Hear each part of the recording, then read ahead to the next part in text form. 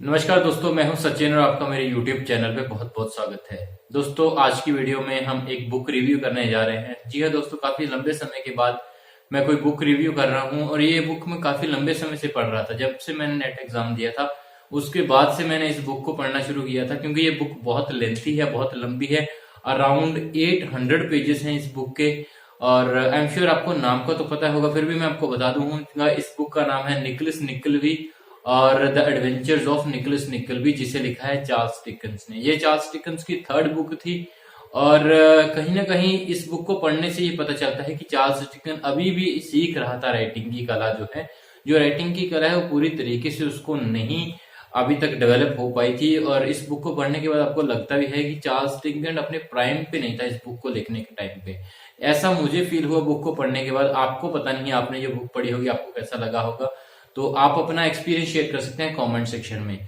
तो दोस्तों, इस वीडियो में हम इसी बुक को रिव्यू करेंगे। इस बुक के कुछ बेस्ट पॉइंट्स को देखेंगे, कुछ वीक पॉइंट्स को देखेंगे और थोड़ी सी कहानी भी जानेंगे इस बुक की। एंड बाद में मैं बात करूंगा अपने एक्सपीरियंसेस के बारे में कि मेरा एक्सपीरियंस कैसा रहा इस बुक को पढ़ने का। तो चलिए दोस्तों, समय ना वेस्ट करते सीधा वीडियो की शुरुआत करते हैं। तो दोस्तों, बुक को डिस्कस करने से पहले इसके कुछ की फैक्ट्स के बारे में जान लेते हैं। अगर इस बुक की बात करें तो इस बुक के अराउंड 800 पेजेस हैं, जैसे मैंने आपको पहले ही बता दिया है। चार्ल्स डिकन्स ने इस बुक को लिखा था और 1838-39 में इसे पब्लिश किया गया था फर्स्ट टाइम। और जब निकोलस निकलबी ने इस बुक को लिखा था तो वो कोई ज्यादा महान राइटर नहीं था, तीसरी ही बुक थी उसको, जैसे कि मैंने आपको बताया। इससे पहले उसने ओलिवर ट्विस्ट एक स्टोरी लिखी थी और एक और पिकविक पेपर्स थी जो उसने कहानी लिखी थी इससे पहले, जो उसका फर्स्ट नॉवल था जो सीरियली आया था। और निकोलस निकलबी उसने लिखा था, जिसका सबटाइटल उसने दिया था the life and adventures of Nicholas Nickleby. अगर इसकी कहानी की बात करें दोस्तों, तो कहानी में ऐसा होता है कि जब शुरुआत होती है तो एक गॉडफ्रे निकलबी होता है, दादा है ये निकोलस निकलबी का। वो बहुत ही लाइफ में बहुत लेट समय में सोचता है कि उसको अब शादी कर देनी चाहिए, क्योंकि अब शादी लेट कर रहा है तो उसे कोई बड़े घर घराने की लड़की तो मिलेगी नहीं। तो अपनी जैसी ओल्ड लेडी को उसे मिलती है। बाद में वो किसी फार्म पे जगह ले लेता है, जब उसके अंकल उसके लिए कुछ रुपए की 1000 अराउंड समथिंग उसके लिए वो लेगेसी छोड़ जाते हैं। और वो बाद में अपने बेटों को 1000 जो है बांट देगा, जब उसके दो बेटे होते हैं। एक होता है राल्फ निकलबी और एक होता है निकोलस निकलबी। और इस बंदे की जिसके हम बात कर रहे थे, इसका नाम था गॉडफ्रे निकलबी। ठीक है दोस्तों, अब क्या होता है, जो निकोलस निकलबी होता है वो वहीं पे उसी फार्म में रहता है अपनी शादी के बाद भी, लेकिन राल्फ निकलबी लंदन में चला जाता है लाइफ सेटल करने के लिए। उसके दो बच्चे होते हैं निकोलस निकलबी के। एक होता है निकोलस निकलबी जिसको वो खुद का नाम देता है, और एक होता है हमारा केट निकलबी जो होती है उसकी लड़की। ठीक है, और एक वाइफ थी उसकी ऑब्वियसली। लेकिन कुछ समय के बाद उसकी एस्टेट उससे छीन ली जाती है, क्योंकि उसने जब सारा जो उसका खर्चा था वो अपने बच्चों के एजुकेशन पे लगा दिया था। और उसने पैसे को बढ़ाने की कोशिश नहीं की थी। कोई मीन्स ऑफ अर्निंग नहीं था उसके पास, जिसकी वजह से उसकी सारी जो दौलत है वो बिक जाती है। ठीक है, और जिसकी वजह से उन्हें किराए के मकान में रहना पड़ता है। और निकोलस कहीं ना कहीं मिस्टर निकलबी इस बात को हजम नहीं कर पाते हैं और उनकी कुछ समय बाद डेथ हो जाती है। और वो मरने से पहले बोल जाते हैं कि तुम मेरे बड़े भाई के पास, राल्फ के पास लंदन चले जाना, वो तुम्हारा देखभाल कर लेगा। ठीक है, और पूरी फैमिली लंदन पहुंच जाती है। वहां पे निकोलस को जो राल्फ है वो भेज देता है वैकफोर्ड स्क्वायर के, जहां जो कि एक स्कूल चलाता है अपने घर में। और उसको वहां पे वो एक टीचर की जॉब मिल जाती है निकोलस को, जो कि अच्छी जॉब है। हालांकि कम पैसे मिल रहे थे उसको, जैसे कि आपको पता है प्राइवेट स्कूल में अक्सर कम ही पैसे देते हैं। तो उसको कम पैसे मिल रहे थे, लेकिन काम उसे पूरा लिया जा रहा था। और केट को वो दे देता है एक सीम्स प्रेस के, यहाँ नौकरी मिल जाती है केट को। और यहाँ पे वो सिलाई कढ़ाई का काम सीखेगी। हालांकि उसको सिलाई कढ़ाई का कुछ अता पता नहीं है। और उसकी जो वाइफ थी मिसेस निकलबी, जो सिस्टर इन लॉ थी राल्फ की, उसको वो अपने पुराने घर में रहने के लिए भेज देता है। तो इस तरीके से कहानी सपोर्ट करती है। इसके बाद जो हमारा मेन कैरेक्टर है निकोलस निकलबी, जिसके ऊपर पूरी कहानी ये बेस्ड है, उसके एडवेंचर शुरू हो जाते हैं। उसको वहां का जो स्कूल का उसको सेटअप अच्छा पसंद नहीं आता। यहाँ पे लोगों को, बच्चों को भूखमरा रखा जाता है, खाना थोड़ा थोड़ा दिया जाता है। और ऐसा खाना दिया जाता है जिनसे कि उनको दोबारा भूख ना लगे। और कहीं ना कहीं पैथेटिक कंडीशन में रखा जाता है। वहां पे एक लड़का भी है स्माइक, जो आम बच्चों से बहुत बड़ा है, लेकिन उसे वहीं पे रखा गया है क्योंकि उसके पेरेंट्स का आता पता नहीं कि कौन उसका पेरेंट्स है या कौन नहीं, जो बाद में रिवील होगा।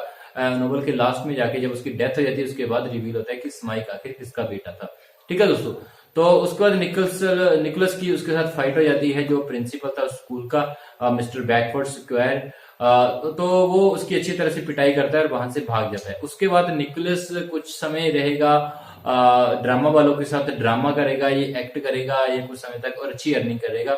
बाद में इसको वापस आना पड़ता है लंदन में, क्योंकि इसे पता चलता है कि इसकी बहन की जो थोड़ी खतरे में है, इसकी बहन है ना केट जो है, केट को खतरे में क्यों है, वो राल्फ की वजह से है। राल्फ ने केट को एक दिन अपने घर बुलाया होता है, अपने कुछ दोस्तों को भी बुलाया होता है, और वहां पे दो जो जेंटलमैन हैं जो अच्छे घराने के हैं वो इसके पीछे पड़ जाते हैं केट निकलवी के। और उनमें से एक बूढ़ा इंसान है, एक यंग इंसान है। ये यंग इंसान है, उसको तो राल्फ खुद चाहता था कि इन दोनों की बात बन जाए, है ना, वो सेटिंग करवाना चाहता था इन दोनों की।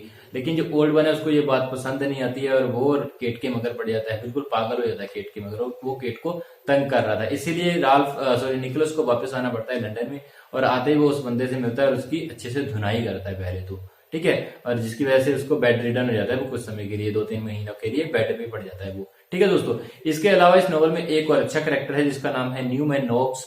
न्यूमैन नोक्स एक बेहतर कैरेक्टर है, बहुत ही अच्छा कैरेक्टर है इस नॉवल का। जो राल्फ का राल्फ का क्लर्क है, जो राल्फ के सारे काम काज देखता है, बहुत ही गरीब बंदा है ये, लेकिन ये निकोलस की बहुत हेल्प करता है। और जब बैकवर्ड स्क्वायर जो जा रहा होता है बैकवर्ड स्क्वायर के पास निकोलस, तो उसे पता है कि ये अच्छी जगह नहीं है, इसीलिए वो उसको अपना पता देते थे जाते टाइम पे कि अगर तुम्हें कोई दिक्कत आए वहां पे जाके तो मुझसे कांटेक्ट कर लेना। इसीलिए जब वो वहां से भाग के आता है तो सबसे पहले न्यूमैन नोक्स के पास ही जाता है। और इसके बाद कहीं ना कहीं चीजें अच्छी नहीं रहती है निकोलस के लिए। एक दिन ये जॉब ढूंढने के लिए गया होता है, जो जॉब ऑफिस होते हैं ना यहाँ पे खोले हुए होते हैं, जैसे कंसल्टेंट जॉब ऑफिस होते हैं, ऐसा ही कुछ उस टाइम पे भी था ऑफिस। तो वहां पे जाता है, वहां पे उसको एक बंदा दिखाई देता है, उससे ये उसके पहले उसको घूरता रहता है, फिर उससे बातें करता है, और उससे बाद में पता चलता है कि ये बंदा काफी अमीर था, जर्मन शू मेकर था ये, है ना, और ब्रदर चैरिवल्स के नाम से जाना जाता था इसे। और वो नेड था, दोनों भाई थे जो जुड़वा भाई थे, और नेड और चार्ल्स जो थे वो इसको अपने यहाँ जॉब दे देते हैं। उनका एक क्लर्क होता है टिम लिंकिन वाटर, और वो भी अच्छा अच्छा बंदा है, और वो भी इसकी काफी हेल्प करता है निकोलस की, ठीक है दोस्तों।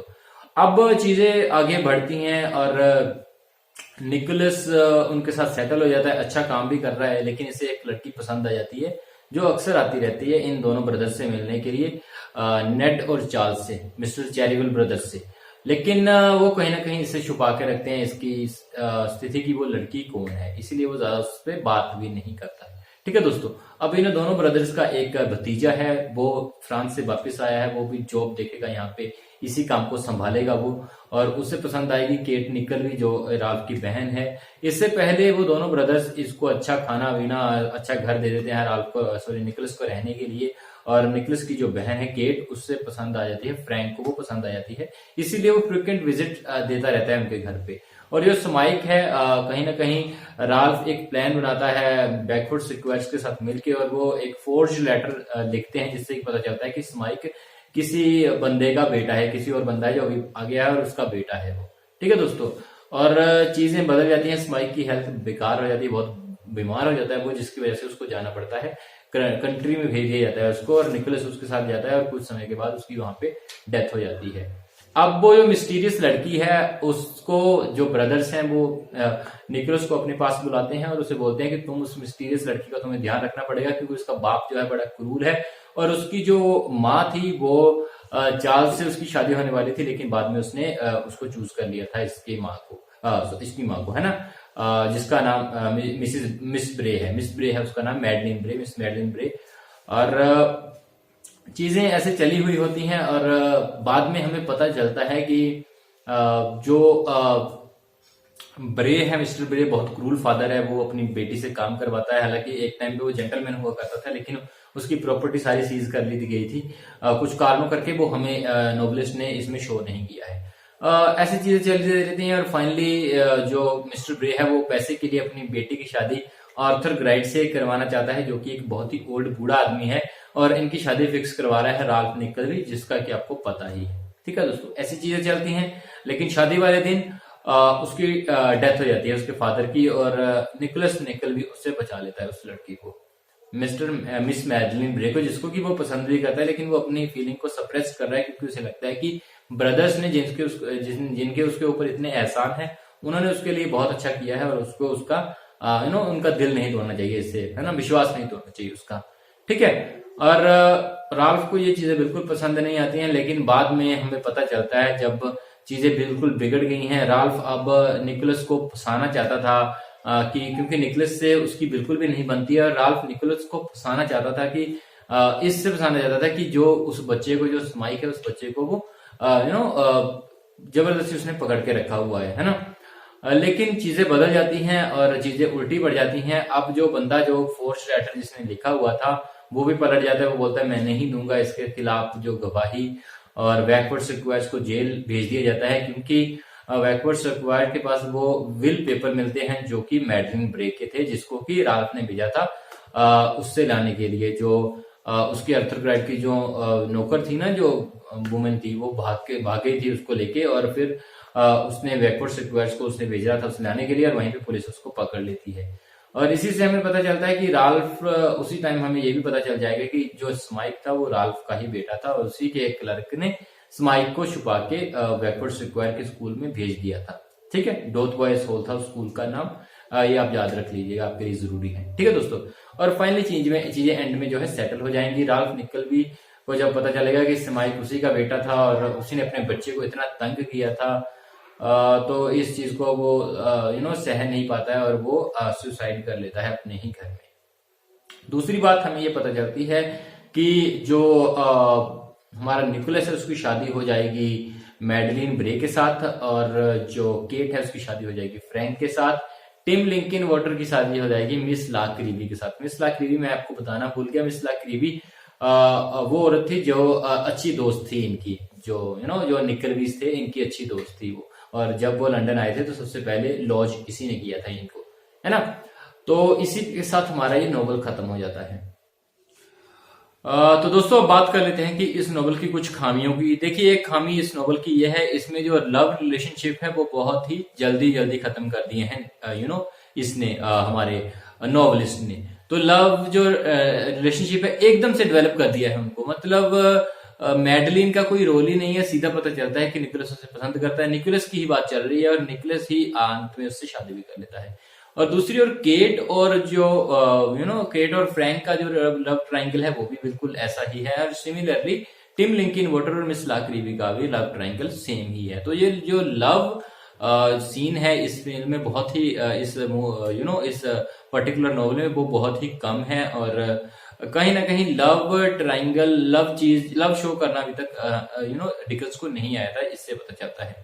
और इसकी अगर प्रेज करना है इस नॉवल को तो प्रेज कर सकते हैं इसके लॉट ऑफ कैरेक्टर्स के लिए, जो कि डिकन्स को किया ही जाता है। Dickens is known for his characters, तो कैरेक्टर्स के लिए जाना जाता है डिकन्स को। और इसमें भी बहुत सारे कैरेक्टर्स हैं और बहुत अच्छे अच्छे कैरेक्टर हैं। जैसे कि अगर मैं अच्छे कैरेक्टर्स की बात करूं तो मुझे बहुत अच्छा कैरेक्टर लगा था न्यूमैन नोक्स का, बहुत बढ़िया कैरेक्टर था। स्माइक का बहुत ही पैथेटिक कैरेक्टर है, बहुत ही अच्छे तरीके से उसे डेवलप किया गया था। और जो विलेन था बैकवर्ड स्क्वायर्स वो भी बहुत बढ़िया, और राल्फ को भी बहुत अच्छे तरीके से पोर्ट्रे किया था उसने। लेकिन इस नॉवल का जो हीरो है निकोलस निकोलबी, वो कहीं ना कहीं उसके एडवेंचर सच में मुझे पसंद नहीं है। उसकी लाइफ में मुझे कोई इतनी ज्यादा एडमायर नहीं की। तो कहीं ना कहीं मुझे ये नॉवल पर्टिकुलरली ज्यादा पसंद नहीं आया। मैं एक्सपेक्ट करता हूँ डिकन से कुछ ज्यादा, जैसे कि ग्रेट एक्सपेक्टेशंस है, हार्ड टाइम्स है, या फिर द लाइफ माइकल हैंकर्ड है जैसे कि। तो ऐसे नोवेल जो है मुझे ज्यादा पसंद हैं उसके, डिकन्स के जो बाद में आए थे। ऑब्वियसली ये शुरुआत थी डिकन्स की, तो हमें इतना थोड़ा पॉइंट उसे देना चाहिए कि हाँ शुरुआत में वो he was learning the art of writing. तो उसको इतना ज्यादा क्रिटिसाइज नहीं कर रहा हूं मैं, लेकिन पर्सनली मुझे ये नॉवल ज्यादा पसंद नहीं आया। मैं इस नॉवल को रेटिंग तो खैर क्या दूंगा, रेटिंग मैं ज्यादा तो नहीं दे पाऊंगा, 3.5 ही दूंगा 5 में से। आउट ऑफ 5 मैं इसे 3.5 रेटिंग दूंगा। जी हाँ दोस्तों, हालांकि लैंग्वेज सिंपल है, पसंद समझने लायक है, और नरेशन भी अच्छा है, तो इसमें कोई ज्यादा दिक्कत नहीं है। नरेशन भी इसका काफी अच्छा है, लेकिन वही कुछ कैरेक्टर्स जो स्टडी है वो उतनी ज्यादा डीप नहीं है, और कुछ जो लव रिलेशनशिप्स है वो भी मुझे ज्यादा अच्छे नहीं लगे इस नॉवल के। इसके अलावा कुछ और खामियां भी हो सकती हैं, लेकिन मुझे फिलहाल जो 2-3 पर्टिकुलर ये खामियां थी वही नजर आई। लेकिन कुछ कैरेक्टर्स बहुत अच्छे बढ़िया इसने पोर्ट्रे किए हैं, जो मैंने ऑलरेडी आपको बता दिया है। तो दोस्तों इसी के साथ मैं अपनी वीडियो को यहीं पे खत्म कर रहा हूं। आपको ये वीडियो कैसे लगी कमेंट सेक्शन में जरूर बताइएगा। अगर आपने ये नोवेल पढ़ लिया है और आपको ये नोवेल कैसा लगा, आप अपने कमेंट सेक्शन में व्यूज शेयर कर सकते हैं। और इसके अलावा अगर आप इस बुक को खरीदना चाहते हैं तो आपको मैं लिंक दे दूंगा डिस्क्रिप्शन में, अमेजोन से खरीद लीजिएगा।